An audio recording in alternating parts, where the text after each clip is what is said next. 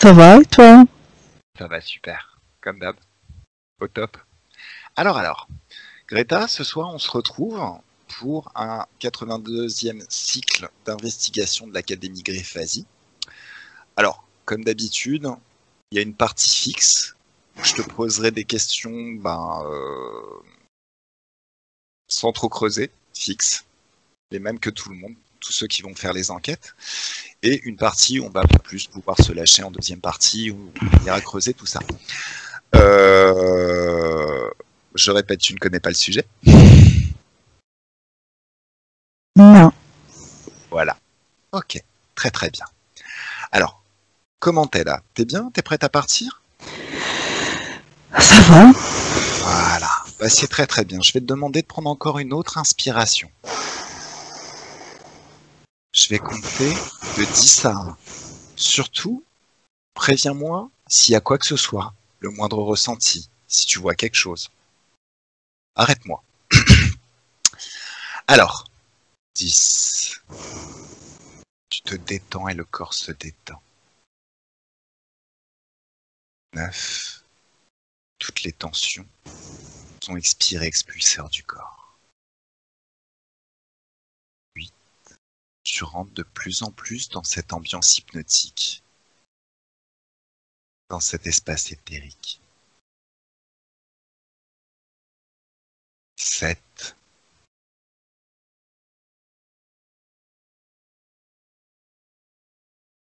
6.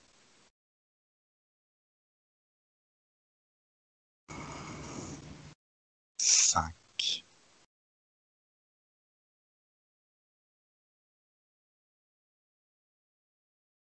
4.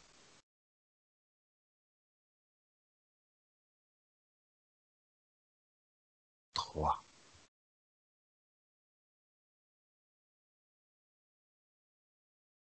2.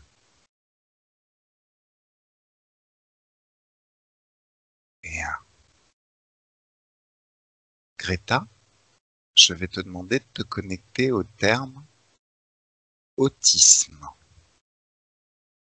Et à 3, tu es totalement connecté au terme, au mot autisme. 1, 2, 3. Maintenant.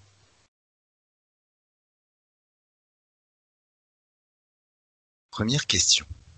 Y a-t-il des facteurs relégués au plan physique qui influencent la possibilité de développer des troubles du spectre autistique, dit TSA? Oui ou non?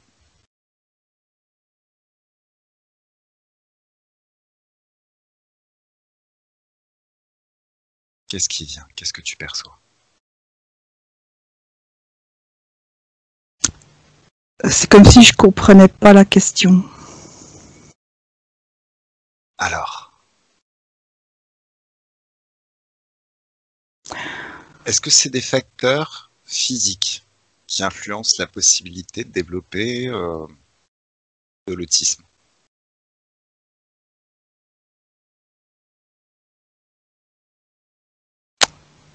La réponse n'est pas claire. En fait, ça pourrait être oui, ça pourrait être non.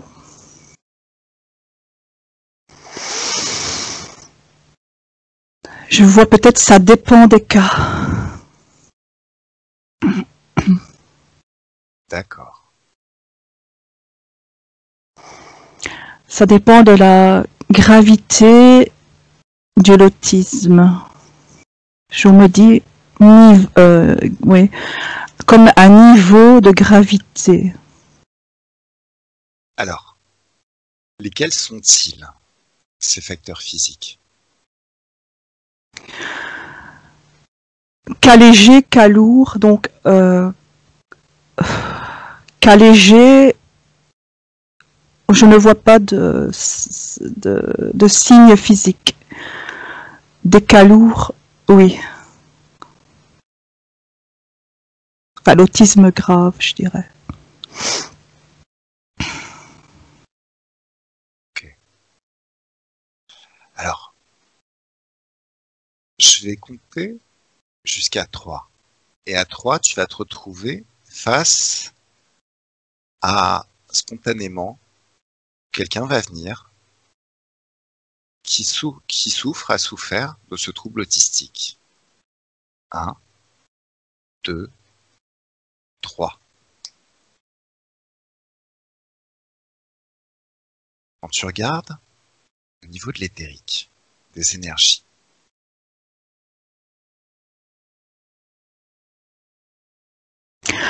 Je suis dans ma bulle. et Je me ferme au monde. ouais, Je ne veux pas voir l'extérieur. est-ce que tu perçois autre chose? Ce monde ne me convient pas ou m'est insupportable. D'accord. Est-ce que tu vas ajouter quelque chose? J'ai peur.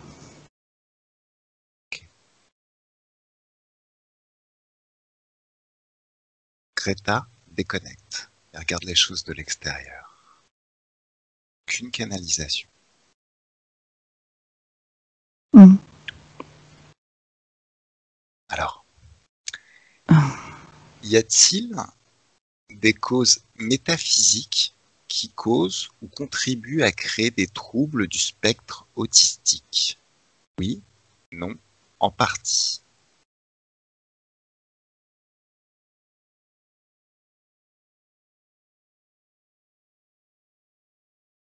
Oui. Lesquels? Mais ça me dit quelle est la définition de spectre, déjà,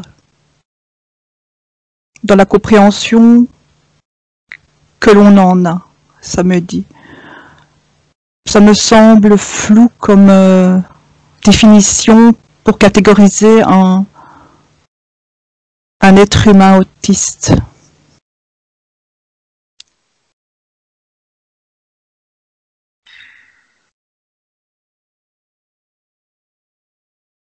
Mais sans ce terme. Pardon? Sans ce terme, y a-t-il Sans... des causes métaphysiques qui causent ou contribuent à créer des troubles autistiques? Ben, je vois un enfant qui joue. Et extérieurement, tout semble normal.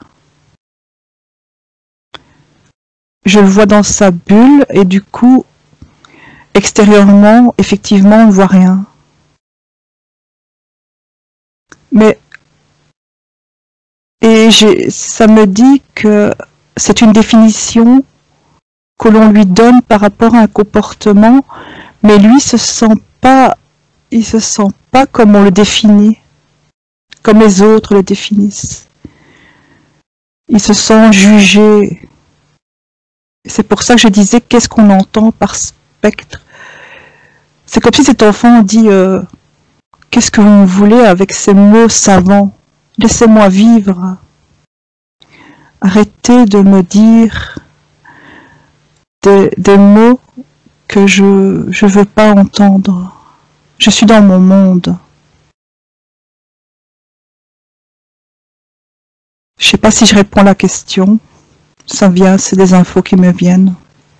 Très bien. Et au niveau des causes métaphysiques?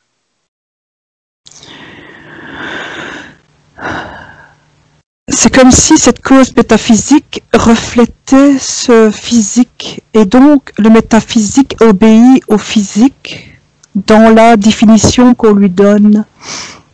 Et donc la gravité qu'on donne au plan métaphysique est conséquente aux définitions, aux intentions que l'on donne au plan physique.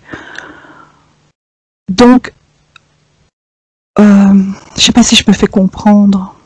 Très bien, très très bien. Est-ce que tu vois autre chose?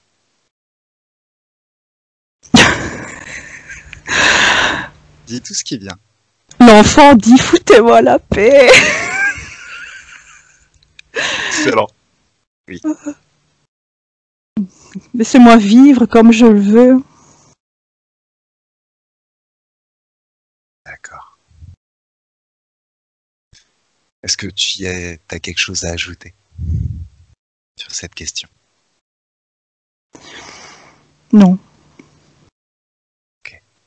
Très bien. On passe à la suivante. Observe et décris les chakras en relation avec l'état de trouble autistique.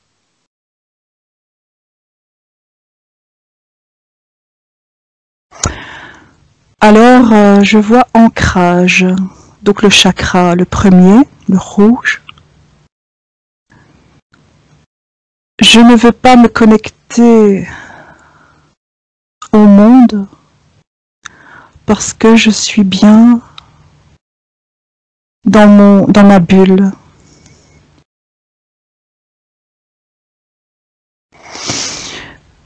Très bien, ça va? Ouais. Deuxième chakra, je refuse de ressentir ce que vous ressentez. Donc il peut être atteint. Émotionnel, le jaune.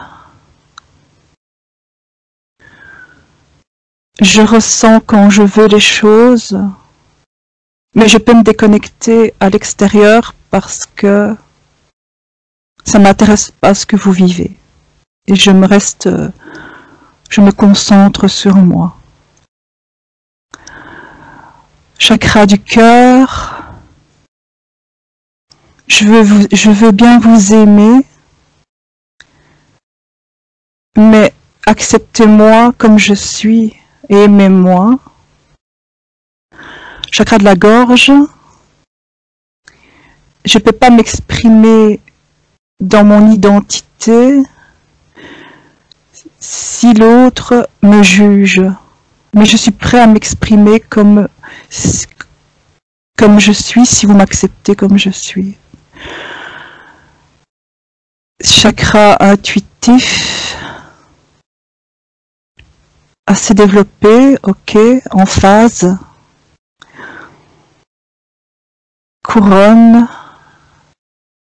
Et du comment, ouais, je suis connectée à ma créativité, au monde subtil.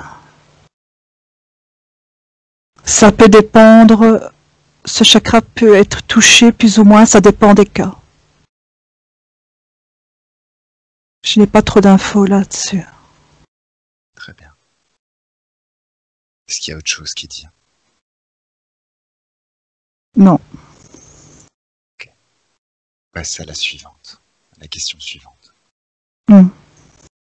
Les corps dimensionnels d'un sujet autiste diffèrent-ils de ceux qui ne le sont pas? Oui, non, en partie.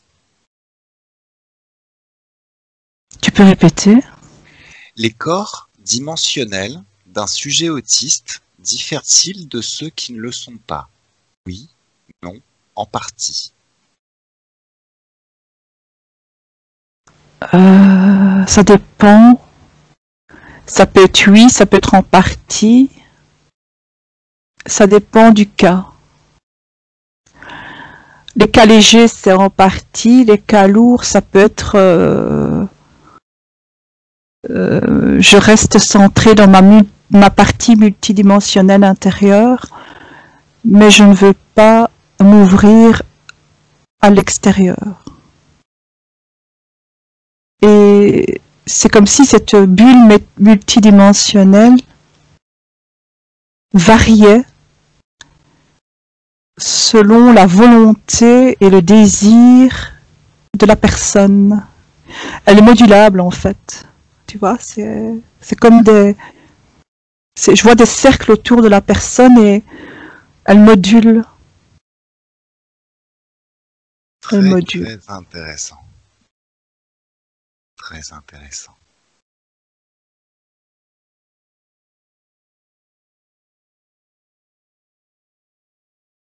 Alors, observe et décris ce que tu perçois ou visualises sur le comportement des neurones chez un sujet avec un trouble, un TSA, un trouble autistique.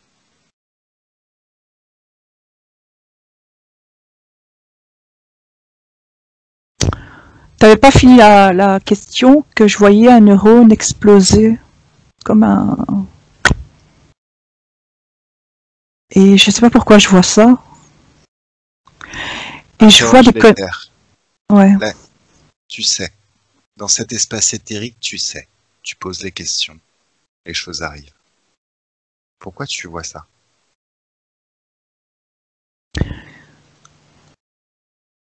Un neurone lumineux, mais en même temps, le neurone lumineux, ça peut être représentatif de sa connexion.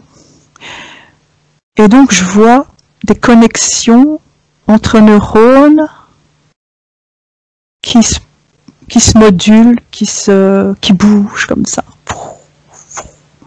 Tantôt, il y en a une qui explose, qui fonctionne. Mais c'est hyper...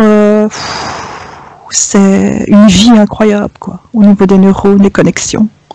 Ça n'arrête pas. Quand tu parles d'explosion, le neurone fonctionne bien. C'est juste que...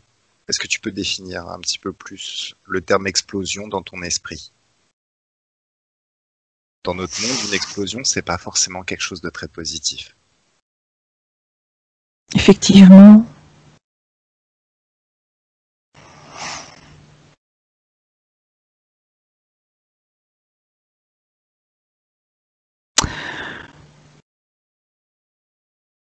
Quand je dis explosion, j'ai l'impression que c'est plutôt une intensité plus lumineuse à un moment donné. Ça fait... On dirait que c'est quand l'info passe d'un neurone, ça fait comme ça, puis ça passe dans un autre neurone et ça fait...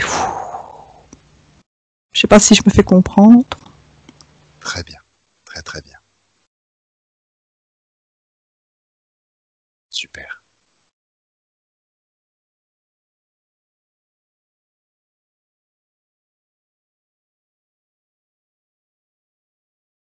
Est-ce que tu as autre chose à ajouter sur le fonctionnement des neurones?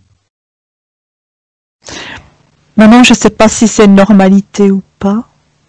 Je ne sais pas si après l'explosion, il y a une conséquence négative ou positive. Je ne sais pas. Ça dépend un peu de la science qu'elle met comme caractéristique et définition là-dessus. Ça me semble pas normal. D'accord. T'as autre chose à ajouter? Non. D'accord.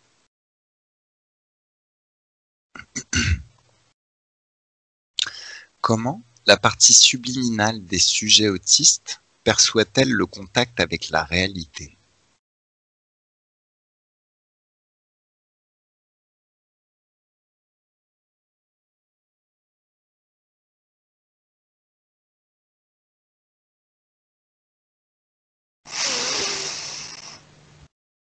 Ça dépend. Ça dépend de chaque personne. Autant chez une personne non autiste, elle peut varier, je dirais. Autant la partie subliminale de la personne autiste, caractérisée autiste, peut varier. Et je dirais que la nuance qu'on pourrait retrouver chez la personne autiste, c'est que sa partie subliminale peut peut-être plus se fermer à un moment donné à des informations et ouvrir. C'est comme une modulation là qu'on avait vu tantôt. En fait, l'autiste, la personne autiste a des capacités que je dirais plus larges de modulation qu'une personne dite non autistique ou normale. C'est ça qui est particulier. Ce qu'il y a, c'est que elle peut être mal comprise, je dirais, par le regard extérieur. Excellent.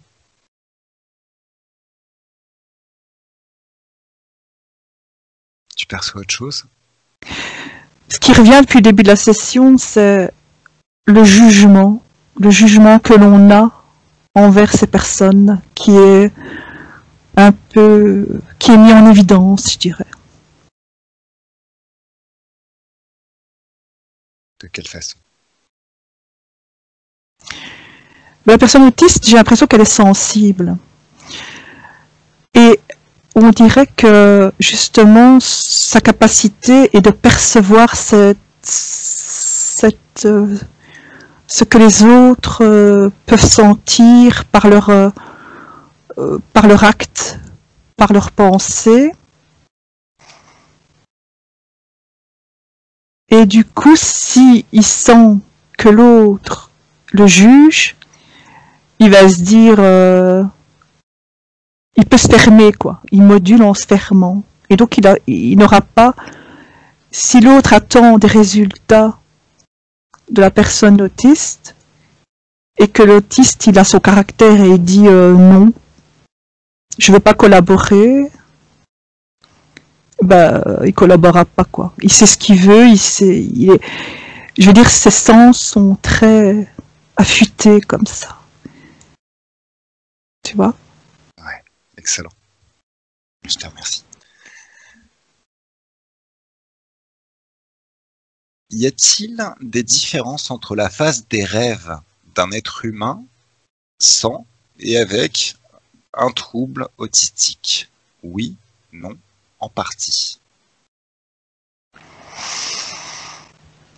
En fait, si je comprends bien, c'est savoir si une personne autiste a les mêmes phases de sommeil qu'une personne non autiste. C'est ça? Il a la même chose. Il a ses phases, sauf s'il a des troubles du sommeil comme une personne normale. Parce qu'il y a des personnes dites normales qui ont des troubles du sommeil. L'autiste, c'est pareil, quoi. Ce n'est pas lié à l'autisme, le problème de sommeil. Enfin, c'est ce que j'ai comme réponse. Très bien.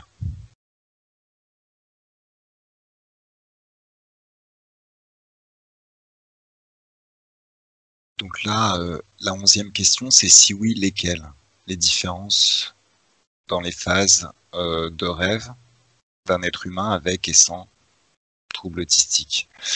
Ce que je peux voir par contre, c'est que il peut y avoir plus d'agitation à un moment donné. Est-ce que tu peux éclaircir plus d'agitation?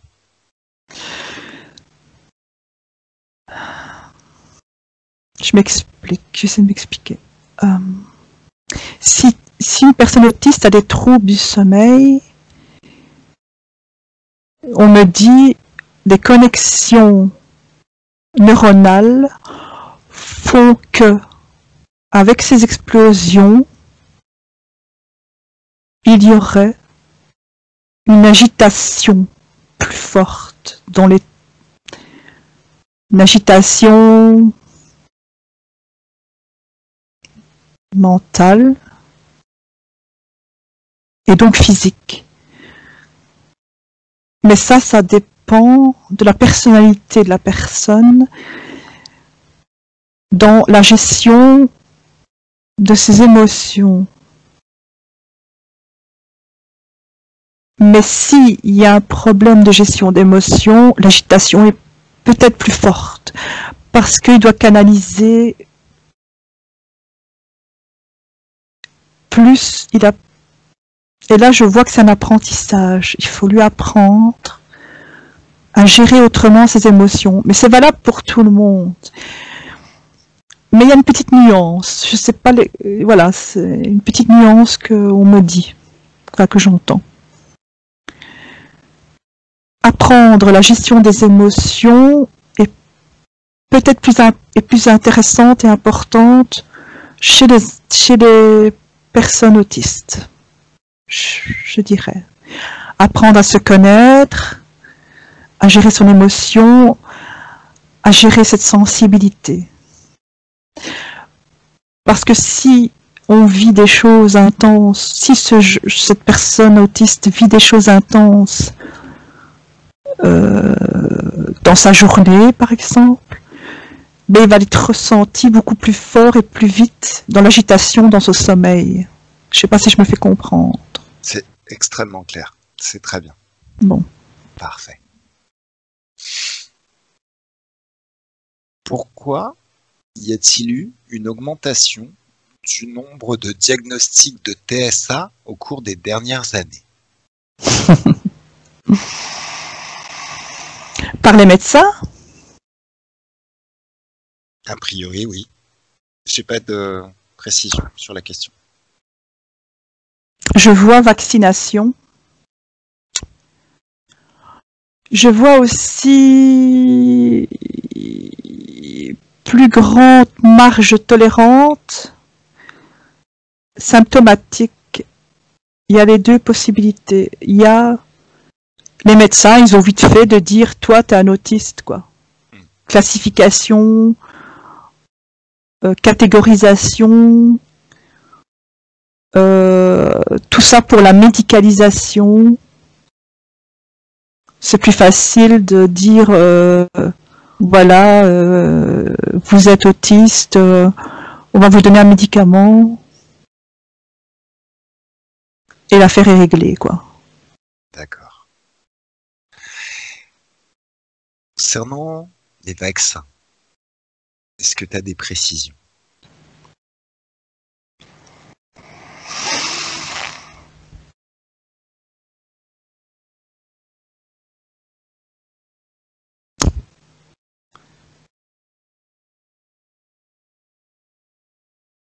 Ah, j'attendais la réponse. J'entends métaux lourds. Pourrait être à l'origine de l'accentuation du trouble de l'autisme.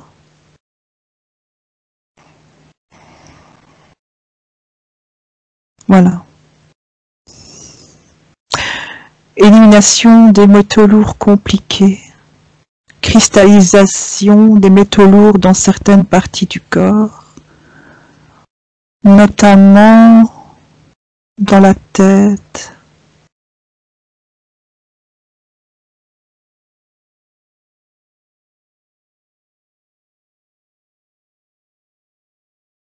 C'est clair? Très très clair, c'est super, super. J'attendais si tu avais autre chose à ajouter. Alors, selon de plus en plus d'études scientifiques, les bactéries intestinales pourraient contribuer à des symptômes de type autistique. Regarde le microbiote intestinal des sujets atteints de TSA. Que perçois-tu ou que visualises-tu?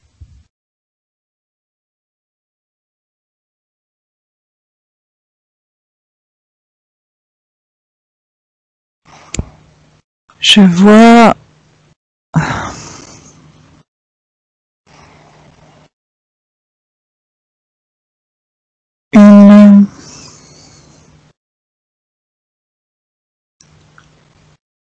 une large vie dans une microbiote dans l'intestin.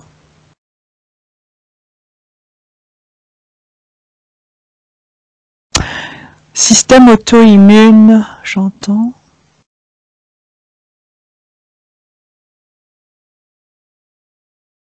Et ça pourrait se retourner contre l'organisme, comme un système, comme certaines maladies auto-immunes où la cellule se retourne contre, je n'arrive pas à trouver les mots, se retourne contre lui-même, quoi. Système immunitaire, du coup ça touche le système immunitaire. Ben, je ne sais pas si c'est dans l'autisme et dans la catégorie des systèmes auto-immunes. C'est étrange. Je sais pas. Pose la question. Ben, j'entends que c'est ça et que c'est pas reconnu, que il y avait un décalage entre la reconnaissance de ce symptôme et que ce serait pas validé sur un plan scientifique. Je comprends pas trop, mais bon. En tout cas, ça me dit ça. Système immunitaire, un peu une multiplication du système dans l'intestin, mais dans le sens où un peu plus chaotique. Très en mouvement comme ça.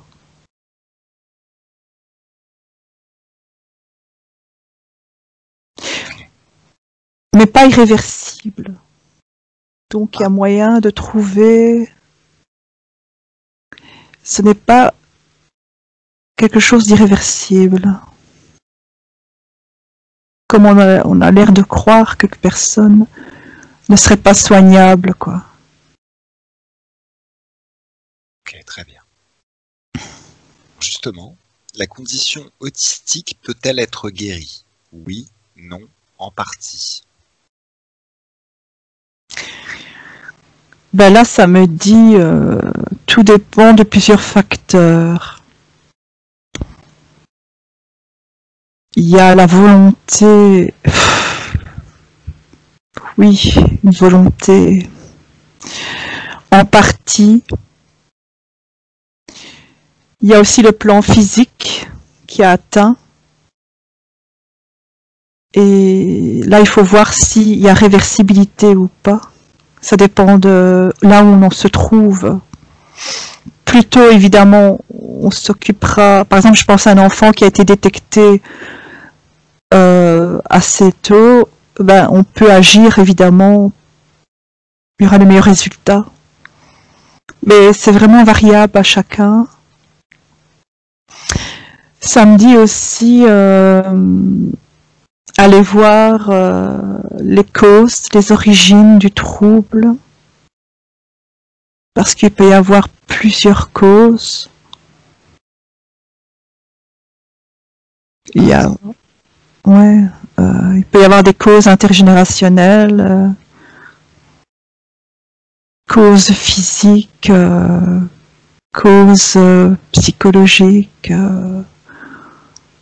du vécu dans la vie de la personne. Mais ça, c'est à voir avec chacun. Parce que les causes sont très variables. Tu vois autre chose? Tu perçois autre chose?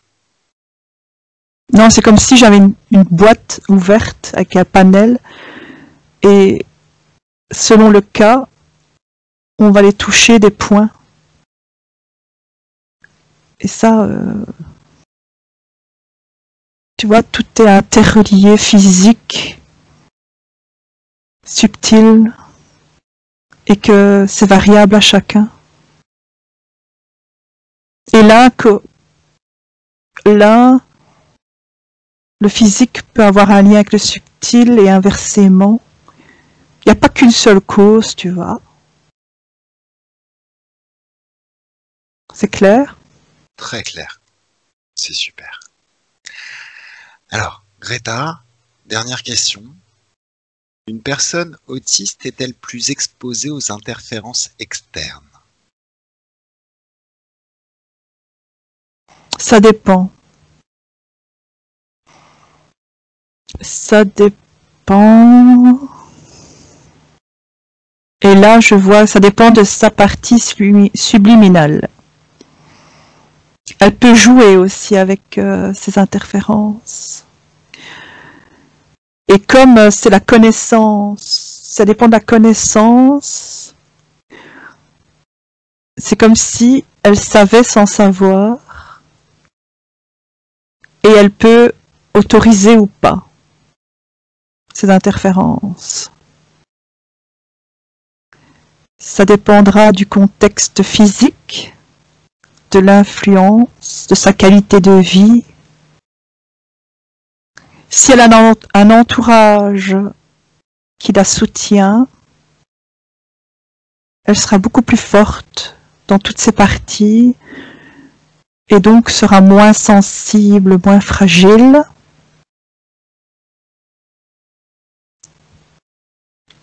Mais si elle est fragilisée par un contexte et un vécu plus difficile, ces interférences peuvent être plus présentes. Tu vois ce que je veux dire? En fait, c'est à peu près comme une personne normale, mais je dirais que la personne autiste peut être, elle a une sensibilité d'être plus connectée, je vais dire. Plus connecté. Avec le subtil. D'accord. Je suppose que les interférences, c'est sur le plan subtil. Oui.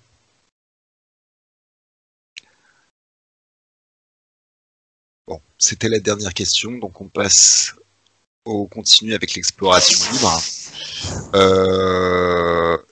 Et puis, tu as déjà dit dans les questions du départ qu'au niveau physique, s'ils disent non, c'est non. Donc les interférences extérieures, a priori, ils arrivent à les gérer. Un autiste qui a son caractère. Ouais, il module sa bulle. Voilà. Alors. Mais il peut être interféré aussi. Oui. En fonction des failles. Oui, de ses propres traumatismes.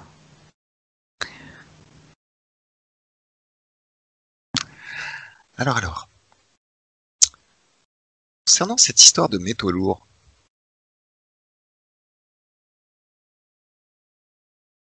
t'as dit très compliqué. Ouais. À supprimer. Est-ce que tu peux creuser un petit peu plus le sujet?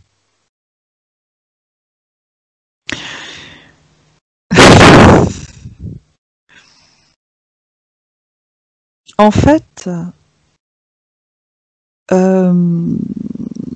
si la science ne permet pas d'éliminer les métaux lourds par des substances naturelles et j'ai envie de dire chimiques, pour éliminer ces métaux lourds, ben, le corps, il va avoir des difficultés, ce sera compliqué de les éliminer.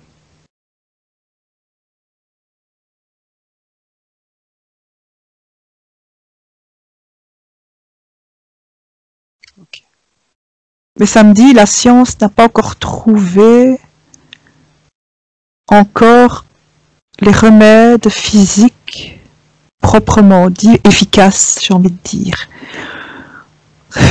Maintenant, est-ce que c'est voulu ou pas? Je sais pas. Justement, partons un petit peu plus loin. Est-ce que cette technologie existe quelque part? J'ai envie de dire oui, puisque tout peut être guéri. Mais il y a peut-être un manque de volonté à guérir les gens en termes généraux, pas que sur le plan autistique. Parce que qui dit guérir dit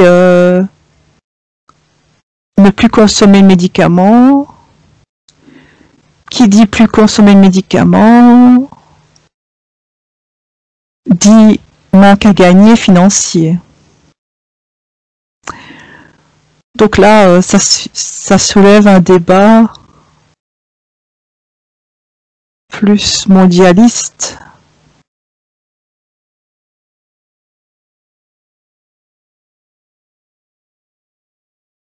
Je sais pas si ça répond à la question. Ça répond très très bien à la question. Je crois que c'est une volonté pharmaceutique, je dirais. Et concernant ces métaux lourds, ils sont arrivés par hasard dans le corps humain ou il y a une volonté quelque part de... Je vois particulièrement l'aluminium. Pourtant, des médecins ont mis la sonnette d'alarme sur ces métaux, dont l'aluminium, et on ne change rien. On laisse les choses faire. Donc, il y a où on va pas creuser dans ça en ne croyant pas ces médecins qui disent attention, n'utilisez pas ces métaux lourds chez les personnes. Et donc, c'est du côté, on va dire, je ne veux pas me remettre en question ces médicaments-là. En même temps, si les métaux lourds ont des conséquences sur la santé des gens, je veux dire, d'un autre côté, il ne faut pas quand même être dans le déni en se disant je ne veux pas remédier à ça. Donc là, c'est entre les mains des laboratoires, je vais dire un peu, et de tout ce qui tourne autour du laboratoire pharmaceutique. D'accord. Et sur la présence de l'aluminium dans les vaccins, pourquoi? Est-ce que ça rentre dans la composition, la création du vaccin? À la base, ça avait été créé parce que il avait un effet stabilisant, un effet je suis pas scientifique à ce niveau-là, donc je peux pas, j'ai pas les mots, les termes scientifiques, mais quand certains ont dit que c'était pas bon, ils ont jamais vraiment dit on va remplacer ça, quoi. Ils vont pas. Alors, il y a une forme de déni et de manque de volonté à changer la composition des vaccins. C'est comme si on avait trouvé une recette et hop, et je respecte la recette parce que ça marche. Enfin, ça marche selon la vision des laboratoires, évidemment. D'accord. Ok. Très, Donc, il n'y a bien. pas de remise en question proprement dit, quoi. Alors, ouais, sur le sujet, j'ai l'impression qu'on a fait le tour. Mm-hmm. Je te demande un petit instant. Je suis là, je reste là. Est-ce que tu as envie d'élever tes fréquences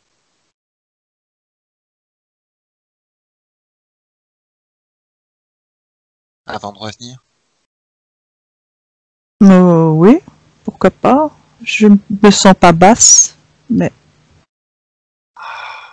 Un petit coup de vacances, ça peut être sympa. Ouvrir un portail vers une dimension sympathique où tu vas pouvoir piquer une tête, comme si t'étais à la plage. Sympa, hein? ouais, tranquille. Voilà. Alors, je vais compter à 5, enfin de 5 à 1, et à 1, tu seras parfaitement ici, dans l'ici et maintenant, au présent, parfaitement dans ton corps et dans tes énergies. 5, tu es de plus en plus ici et maintenant, ton présent. 4, parfaitement à l'aise dans tes énergies. 3, tu ressens de plus en plus le corps, ton corps.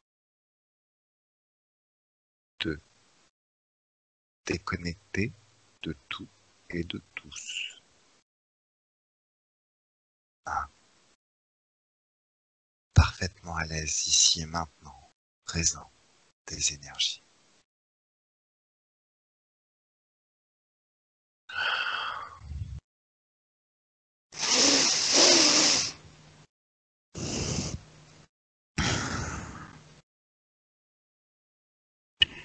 comment tu vas?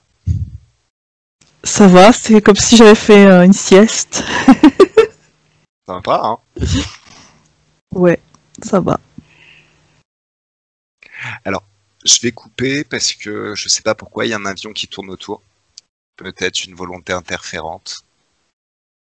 Je sais pas, j'espère que ça s'est pas entendu. Enfin, allez. Ciao. Della cosiddetta sessione di ipnosi investigativa. In realtà non esiste una sessione di ipnosi investigativa.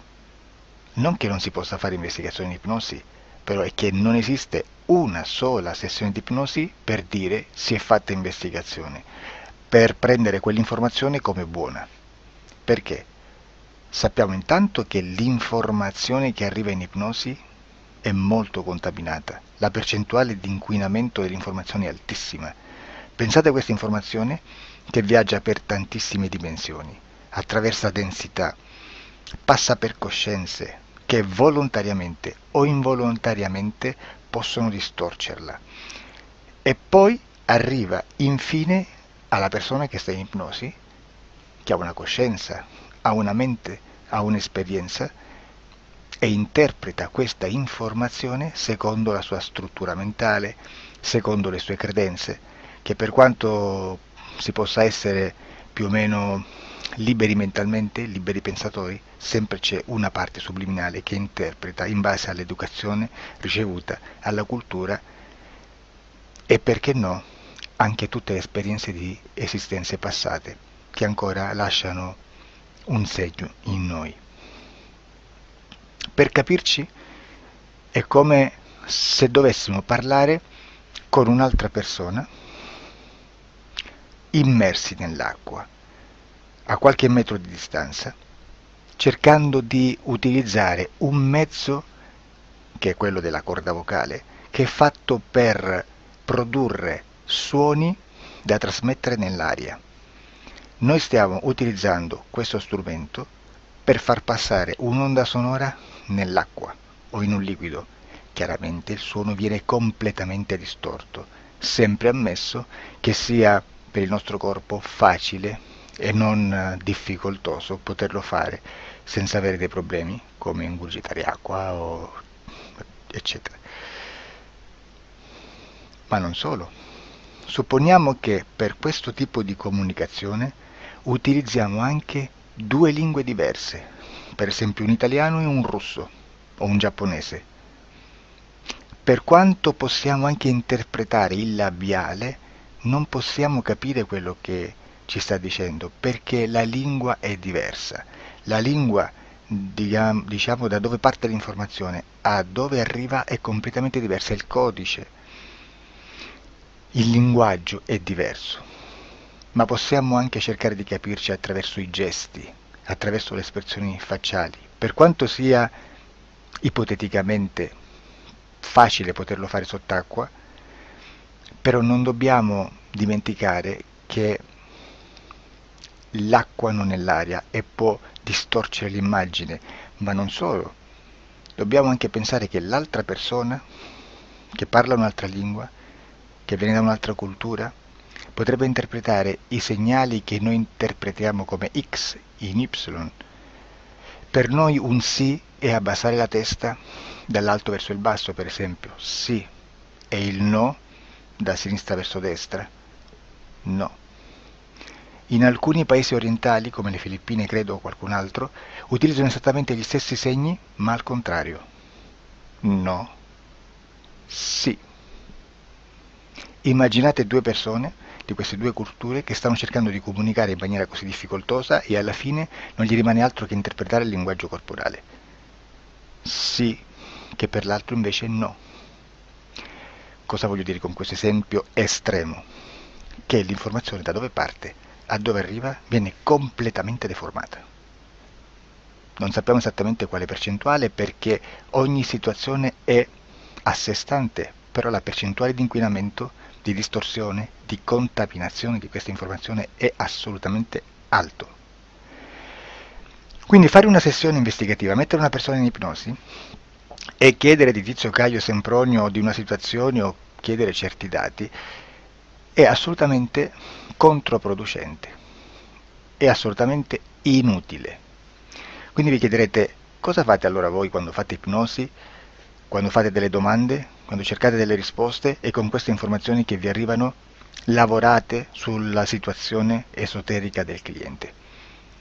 Beh, non facciamo altro che recuperare questa informazione solamente per arrivare al problema del cliente e poi lavorarci. Quindi il valore dell'informazione non è quello di un'istruzione, quello di memorizzare dei dati e di prenderli per buoni, ma è un veicolo di movimento, di trasporto verso la causa del problema per poi lavorarci. Quindi lo scopo di questo tipo di informazione che si prende dalla singola sessione è completamente un altro. Come si fa quindi investigazione in ipnosi? Il lavoro non è semplice, il lavoro è lungo, difficoltoso, stancante. È necessario farlo anche in squadra perché bisogna moltiplicare il numero di sessioni da fare e una sola persona potrebbe farlo soltanto in un tempo estremamente largo. Noi abbiamo delle informazioni che prendiamo ormai per buone, ci lavoriamo, danno dei risultati e quindi per noi sono buone. E come abbiamo fatto ad avere queste informazioni? Per esempio, come facciamo a sapere che un extraterrestre chiamato il cosiddetto grigio è più o meno alto X, poi ci sono magari quelli anche un po' più alti, ma hanno un corpo strano, hanno una pelle grigio-verde, hanno degli occhi grandi a mandorla, neri, senza una pupilla visibile, non hanno quasi bocca né naso né orecchie, hanno soltanto delle fessure, non hanno organi genitali, hanno degli arti molto più lunghi rispetto alla proporzione che potrebbe avere il corpo umano, e di solito hanno meno dita delle 5 del corpo umano, eccetera, eccetera, eccetera. O se no prendiamo un altro tipo di essere che possiamo incontrare in ipnosi, come facciamo a dire che hanno delle somiglianze con i rettili, gli animali rettili terrestri, o gli animali, gli invertebrati, gli insetti terrestri? Perché? Perché siamo sicuri di questa informazione e ci lavoriamo e quando ci arriva la prendiamo già per buona, nonostante sia anch'essa contaminata. Perché queste informazioni sono arrivate da tantissime sessioni, fatte da tantissime persone, con tantissime altre persone sotto ipnosi, e che nel contesto di tutto il lavoro gli uni non sapevano degli altri. Questo dato può essere più o meno rilevante, sempre c'è contaminazione, e quindi possiamo prendere per buono anche un gruppo di lavoro dove l'uno possa sapere dell'altro. Ci potrebbe essere una contaminazione del contesto di quel gruppo di lavoro, ma si aggiunge semplicemente una piccola percentuale di questa contaminazione a già la grande che esiste. Non è così impossibile lavorarci. Da tutte queste sessioni, da questo grande numero di sessioni, migliaia, diciamo migliaia, noi prendiamo solamente quell'informazione che è uguale a tutte, che è in comune a tutte, o a quasi, perché magari qualcuna ci potrebbe essere niente in comune per una fortissima contaminazione, perché no? Ma dobbiamo prendere una stragrande maggioranza, proporzionalmente abnorme rispetto a quello che potrebbe essere un minimo di scartabile,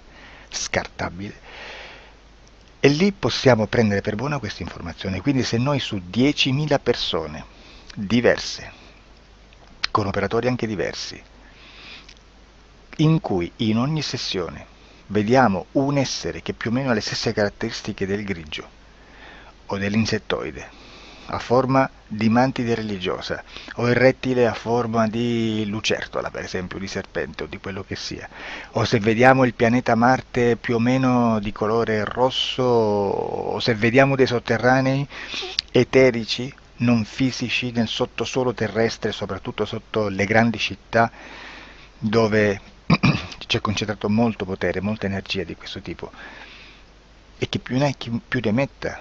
Se vediamo degli impianti che hanno certi tipi di funzioni, certi tipi di forme in certe parti del corpo, e questa informazione la ritroviamo tutta o quasi in tutte le sessioni fatte, eseguite, realizzate da tanti anni a questa parte, significa che quella è una informazione affidabile. E vi posso garantire che stiamo parlando di una percentuale bassissima. Su un 100% staremo, credo, forse più in basso di un 2-3%. Immaginate, tutto il resto è spazzatura, è informazione spazzatura. Sì, spazzatura.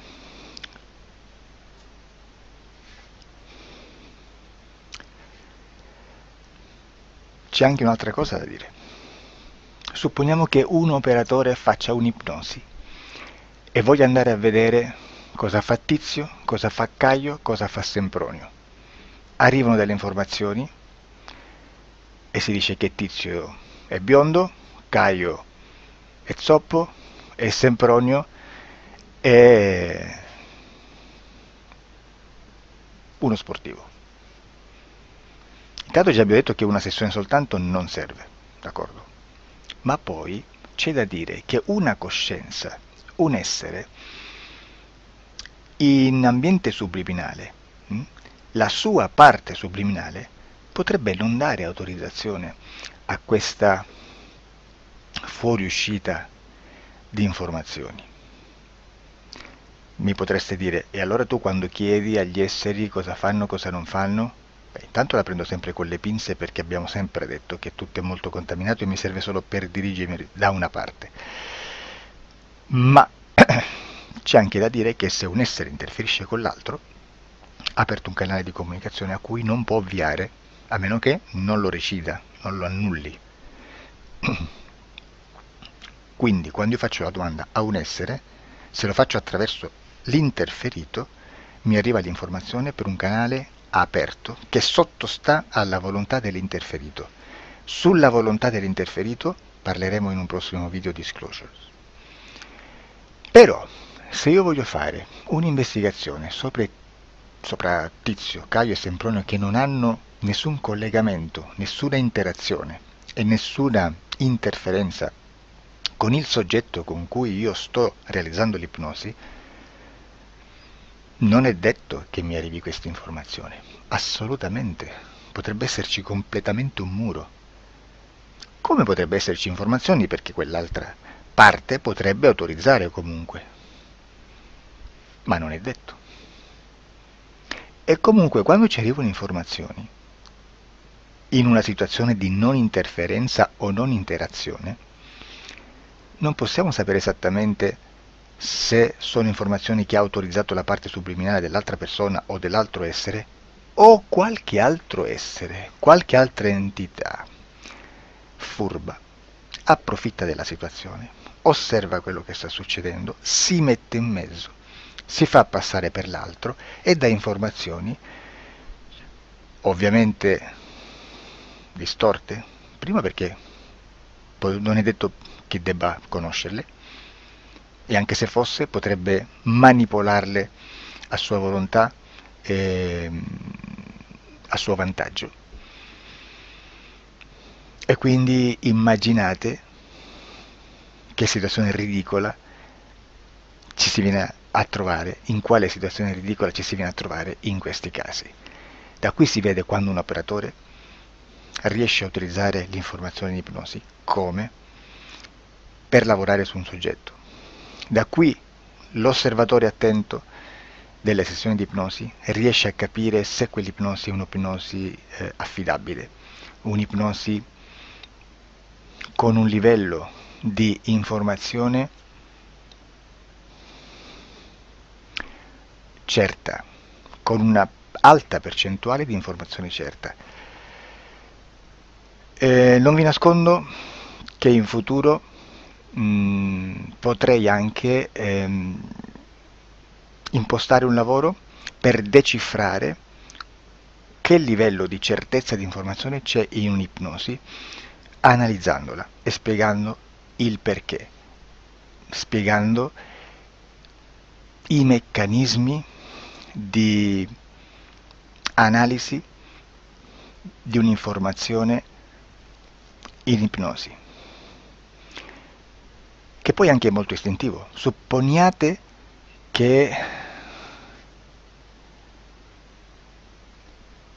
che dobbiamo cercare un'informazione su internet, per esempio un fatto di cronaca. Voi preferite mettervi su un sito ufficiale? A caso. L'ANSA in Italia, ADN Kronos, qualche telegiornale che, per quanto possano manipolare l'informazione ad alti livelli, comunque possiamo dare affidabile la fonte dell'informazione che viene trasmessa. Non possono trasmettere una bufala sicuramente. Verrà sicuramente manipolata ad altri livelli. Ne parleremo in altri video, ma a livello base la fonte è certa. Sicuramente non andrete a cercare questa informazione sul primo sito, il primo blog che vi passa davanti e magari c'ha 4 followers. Perché? Perché non vi dà nessuna garanzia della certezza della fonte. Non c'è un controllo né nella struttura interna di questa agenzia di informazione e né dal grande pubblico, che per la quantità di persone che attingono quell'informazione si può dedurre se l'informazione è certa o meno, perché è un'informazione che passa in un pubblico così vasto che se ci dovesse essere una distorsione con la realtà è molto probabile che venga fuori. Credo che abbia detto quasi tutto sulle sessioni investigative. Prima di chiudere aggiungo che proprio per questo stiamo conducendo dei cicli di investigazione in ipnosi regressiva che comprendono tante sessioni con persone diverse, con una buona o eccellente suscettibilità ipnotica sicuramente,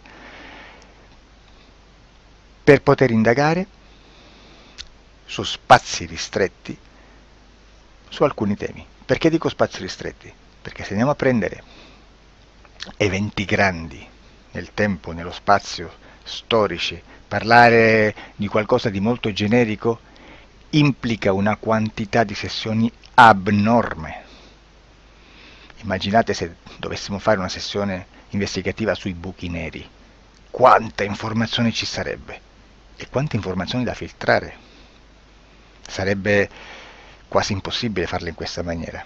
Ma se noi riduciamo lo spazio di investigazione, se noi prendiamo per esempio, investighiamo sulla pedofilia nella Chiesa Cattolica, ecco, se già restringiamo il campo d'azione è molto più facile che possiamo attingere informazioni affidabili, presuntamente affidabili, con un numero di sessioni sicuramente alte, ma ridotte rispetto ad altri tipi di sessioni molto più generiche, su temi molto più generici. Quindi per fare anche delle investigazioni su temi molto generici bisogna suddividerli in temi, in dettagli, per poi alla fine, quando tutta l'informazione è stata filtrata ed è stata dedotta l'informazione comune, si possono mettere insieme per cominciare a costruire il quadro, mettere insieme tutti i puzzles.